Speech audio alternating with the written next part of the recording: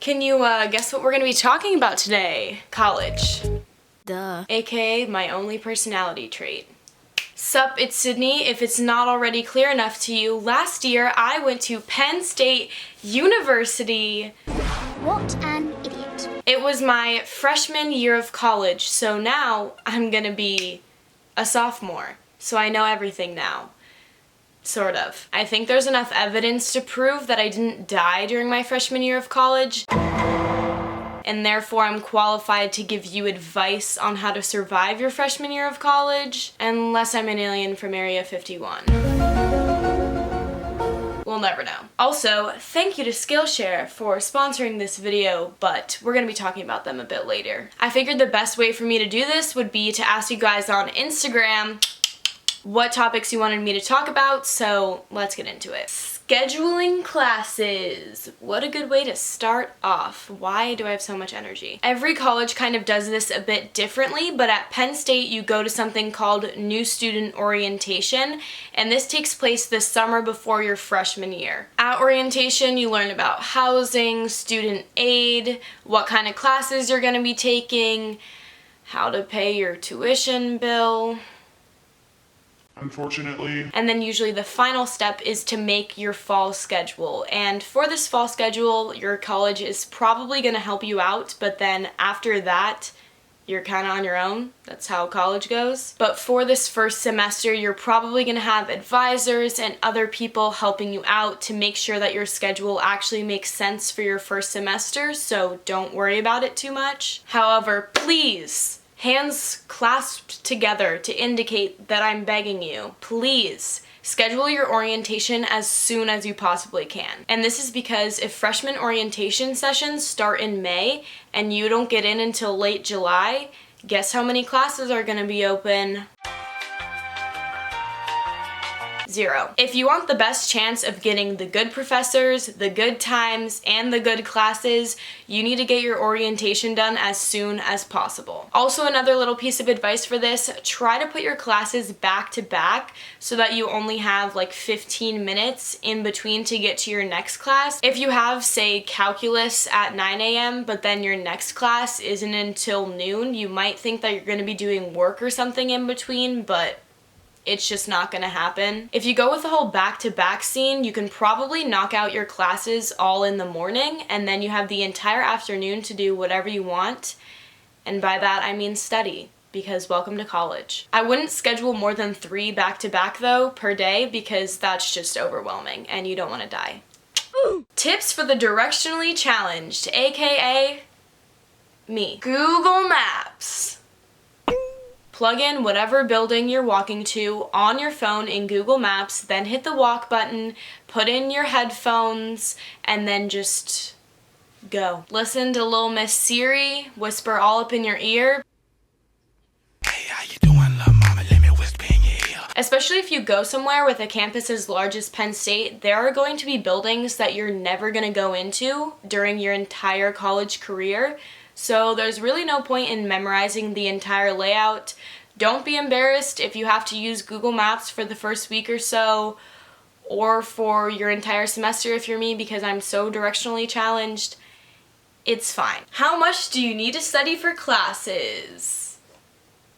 A lot. This is honestly contingent on so many different variables, so there's not even close to being one answer. But I would say probably more than you think, and probably more in advance than what you're used to. The whole cracking open your notes and reading them over a few times the night before the exam is just not a tactic that's gonna fly in college. I had a calculus final in the fall that I studied for about 30 hours, and then my statistics final in the spring I studied for maybe 2 hours. I wish I could give you an exact number because I would love to know, but it depends on your natural ability, if you were exposed to it prior to taking the class, how good your professor is, how much the exam is weighted, blah, blah. So I would say it's probably the number of hours you think you're gonna need to study plus more. What should I do to be a good roommate? This is Freaking important. the first thing you have to recognize is that you and your roommate are probably coming from very different living situations, even if you don't think you are. Some people had to share a room with their siblings before college. Other people didn't. Some people are messy. Other people are not. Some people had parents with really strict curfews.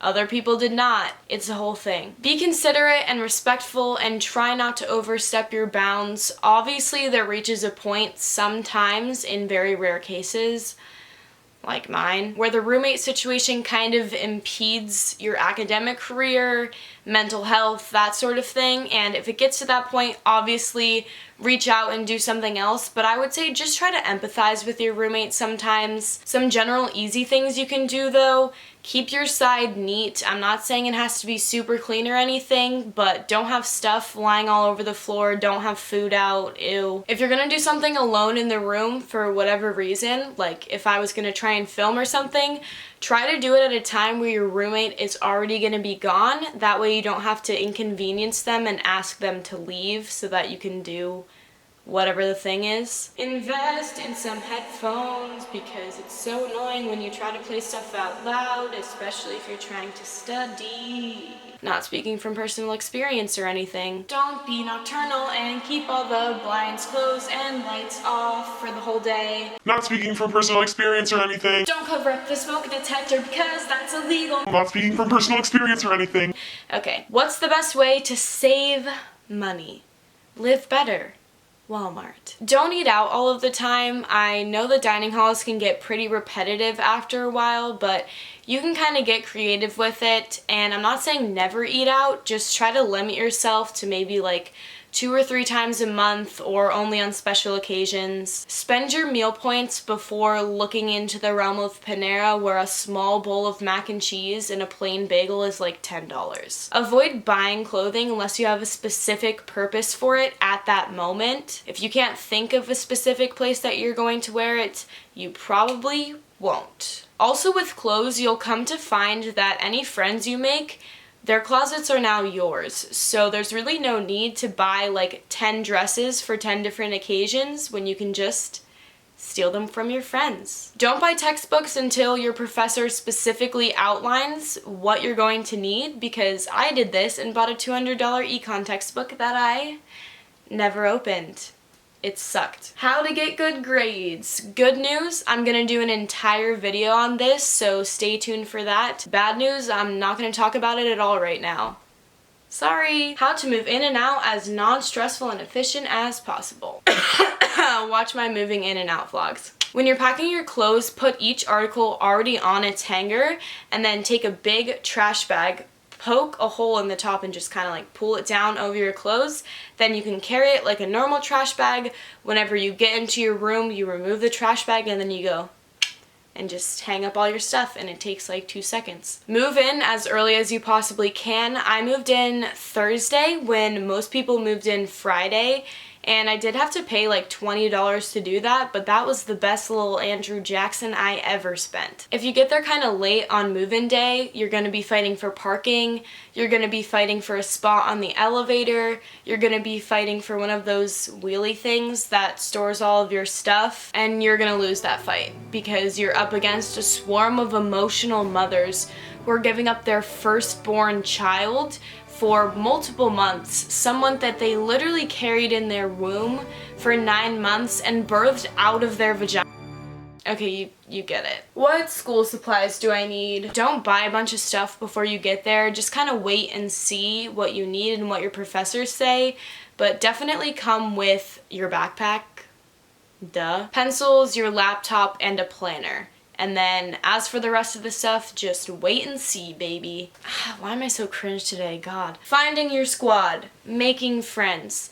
Not being lonely. The easiest way to meet people and become friends is having a common ground. Joining the same club as someone. Boom. Common ground. Having a class together where you both hate the professor. Boom. Common ground. Being the only 2 people on a certain floor of the library studying at 2 a.m. Boom. Common ground. If you have something in common already that you know of, just talk about that, and eventually it could lead to friendship. Parties/staying safe while still having fun. If you choose to go out, never go out by yourself, always be with friends, and never leave without a friend. Buddy system still applies in college. Only do things that you feel comfortable doing, and honestly, no one cares enough in college to put some kind of pressure on you, and if they do, they just really suck and are super immature human beings, and just ditch them because there's probably 40,000 other people for you to meet. Be aware of what your college is doing to keep students safe.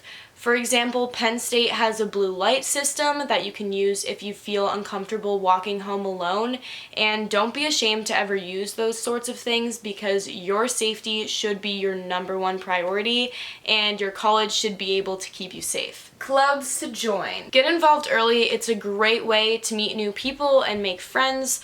Also, there's evidence that shows that being involved outside of the classroom will actually improve your grades, so don't you want an A? Your first semester, sign up for 3 things. If that's not enough for you, you can always add more later, or if it's too much, you can always drop one because you're not super committed to a club from the beginning. Join something related to your major that can really help you network in the field. Join something that benefits your community. I'm involved in Penn State's Thon, which helps to financially support families that have been affected by pediatric cancer. And then just do something for yourself. If you had an interest in high school that you want to continue, just something fun so that you can get away from the drab life of college every once in a while. Just kidding, it's not that bad.